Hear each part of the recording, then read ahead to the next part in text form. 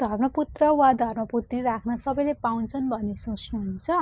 वास्तवमा नेपालमा यसको लागि कानुनले निश्चित योग्यता चाहिँ तोकेको छ।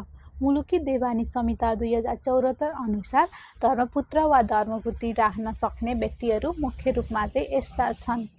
पहिलो भनेको चाहिँ विवाह भएको 10 वर्षसम्म पनि छोरा वा छोरी नभएको दम्पतिले राख्न पाउँछ।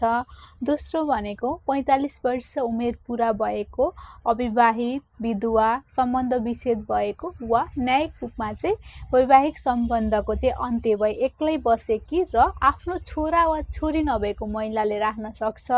तेस्रो भनेको 45 वर्ष उमेर पुरा भएको, अविवाहित, विधुर, सम्बन्ध विच्छेद भएको वा न्यायिक रूपमा वैवाहिक सम्बन्धको अन्त्य भई एक्लै बसेको र आफ्नो छोरा वा छोरी नभएको पुरुषले पनि राख्न सक्छ।